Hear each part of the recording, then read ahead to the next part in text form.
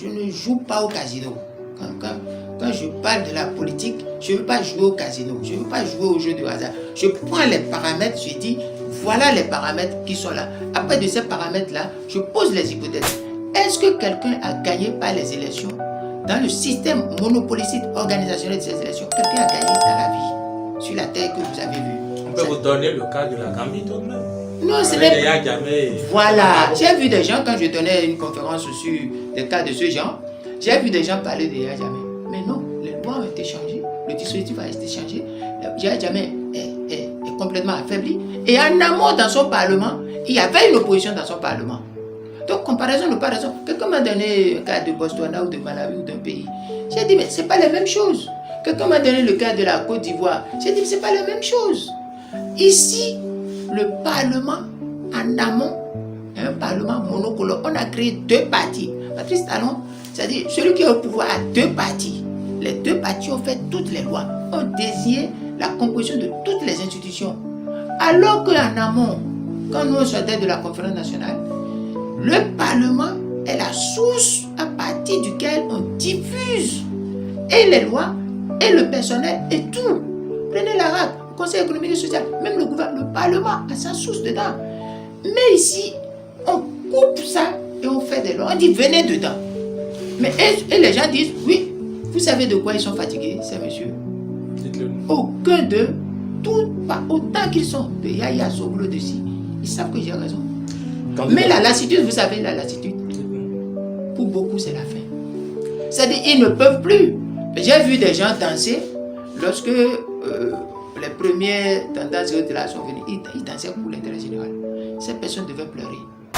Parce qu'il n'y aura rien. Prenez les chiffres. Je vous ai dit les chiffres. Est-ce que vous pouvez contester à partir des chiffres ce que j'ai dit? Candidat Zanani, on a l'impression que c'est à votre niveau seulement que je trouve la raison. Mieux, je voudrais étayer mes propos par ceci. Juste après la proclamation des résultats provisoires par la Sénat, votre parti, à travers sa secrétaire générale, a publié une déclaration, si j'ose ainsi m'exprimer, et qui, entre autres, dit ceci, que les démocrates, le parti des démocrates ne pourra en rien faire reculer la dictature, faire réhabiliter la démocratie, faire rétablir la liberté et l'état de droit, faire abroger la panoplie de lois scélérates, faire libérer les otages politiques, etc. etc. C'est-à-dire, c'est désespérant à la limite.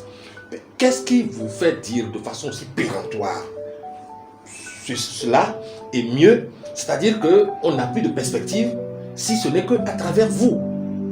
Vous savez, la raison ne peut pas appartenir à une personne et s'appeler encore raison.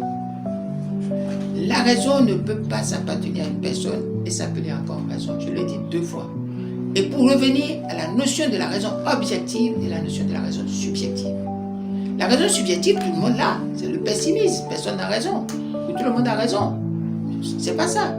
La raison objective, c'est à partir des productions même réelles que nous avons, des éléments factuels que nous avons. Le factuel que nous avons, c'est quoi? Nous avons une dictature. Et nous avons des gens qui se disent opposition. Lorsqu'une dictature est là, nous appelle opposition, je l'ai dit. Mais soit posons la chose, c'est de ça qu'il s'agit dans le communiqué. Prenons les résultats sortis des urnes. De leur une. Nous avons 2 catégories de résultats. Le résultat qui concerne le peuple dit non, ça ne m'intéresse pas. Et ce peuple qui dit non, je fais partie des leaders qui ont encadré ce peuple a dit non. L'espoir est là, la raison est là, au regard des chiffres. Maintenant, revenons dans les chiffres et prenons le chiffre attribué, affecté, j'ai l'expression affecté, pour compromission, pour recompenser la compromission aux démocrates. Prenons ça, vous et moi, et analysons. Qu'est-ce qu'on appelle rétablir l'état de droit? Rétablir l'état de droit, c'est le faire par la loi ou par la coercition populaire. Peut-on faire rétablir l'état de droit par la loi aujourd'hui avec ce score? Non. Donc il y a la désespérance dans leur acte, il y a l'espérance dans l'acte du peuple. Faire réhabiliter, et puis je ne vais pas perdre le temps, tout cela qui suit. Maintenant, le retour, c'est-à-dire l'indemnisation des spoliés. Je prends un cas pratique. Prenons Sébastien Diamant. Écoutez, ces 28 là, ce score de 28 là, va faire que tous les biens d'Adjavon qu'on a saisis, de tout ça là, on va lui retoucher de ça. Et puis, on va dire, il n'a qu'à revenir. On va dire, Non, ça ne peut pas se faire. Prenons même ceux qui sont en prison. Prenons les emblématiques qui sont en prison, Reké Yamadoukou. J'ai vu des gens qui te fait dire jour de la victoire. Je ne veux pas raisonner là-dessus. Mais prenons-les. Vous pensez que les 28 là peuvent faire libérer ces personnes? Non! Parce qu'en amont, la compromission en amont très tôt a créé une loi d'indignité, d'injure, de passé d'avilissement qu'on appelle la loi de demande de suspension des peines, qui font qu'à la limite sont des prisonniers ambulants, comme des gens pas pitié humanitaire qui s'agenouillent pour demander pitié. Donc, les 28 ne peuvent pas chiffrer. Maintenant, donnons n'importe quoi sur la base de ça, ils ne peuvent rien. C'est pourquoi je salue. Mais l'hémicycle, c'est le lieu des négociations. De quelle négociation? Vous savez, on négocie lorsqu'il y a des rapports de force. Le faible qui dit qu'il négocie avec le fort ne négocie rien. Vous avez 28 et vous avez 81. Et vous dites que 28 veut négocier avec 81. C'est la volonté de 81 qui va passer. C'est ça. Et la seule issue qui est là, c'est la volonté des plus de 60% qui sont la volonté populaire qui va contraindre tout le monde à rentrer dans le schéma de la volonté. Et vous dites, qu'on est arrivé à tout ça par la compromission. Vous y êtes revenu plusieurs fois. Bien Quand sûr. vous parlez de compromission, est-ce une compromission active, c'est-à-dire les gens s'y sont adonnés en toute conscience, ou c'est inconscient simplement? Écoutez, je vous prends au mot. Si je dis qu'ils ont agi inconsciemment, ils ne sont pas des leaders. Dans tout, on vous dit, on ne peut pas conduire un peuple par hasard, par inconscience. On ne peut pas construire une victoire, on ne gagne pas par hasard. Il y a un Chinois qui a dit, je ne sais pas, qui dit, si vous gagnez par hasard, vous n'avez pas gagné. Il faut gagner, il faut construire la victoire. On ne gagne pas par désespoir. Non. Ici, là, ce dont nous sommes en train de parler, si vous dites que ce n'est pas inconscience, alors c'est une calamité. Mais c'est pas conscience. Vous êtes plus informé quand même, vous savez tout ce qui se passe. Écoutez, ce n'est pas conscience. Et la conscience de ces gens-là, c'est de tromper et aller s'asseoir pour prendre de l'argent. 3 millions par mois et manger, c'est tout. Ils ne sont pas des bêtes. Mais ça, c'est du désespoir. Est-ce que c'est le désespoir qui les a amenés? Ce n'est pas le désespoir qui les a, c'est l'opportunité. Vous savez, je vais revenir à quelque chose que je ne voulais pas, mais je vais vous expliquer. Tout le monde sait dans ce pays, et Patrice Talon et les gens de la rupture savent qu'ils sont vomis par le peuple. Et le peuple même sait qu'ils sont vomis. D'abord, le peuple dit, je vous rejette. Et c'est les chiffres du dictateur, hein. Je vous rejette à plus de 60%, donc le peuple n'est pas dedans. Je vous aurais donné une petite raison, si ce jour-là, la participation à ces élections dépassait 50%. Or, dans un jeu si c'était même un référendum, si ces élections étaient un référendum, le peuple dit, je ne veux pas. Voilà terre à terre pour vous dire. Donc, sortons ça. Maintenant, ceux-là qui ont agi comme ça, le peuple les a rejetés. Le peuple rejette les démocrates. Le score exprimé hors les unes par le peuple est un désaveu, un rejet. Un rejet, une sanction aux démocrates avant d'être une sanction au dictateur. Puisque ce peuple, en 2019, connaît le dictateur. Le dictateur ne fait plus ce peuple.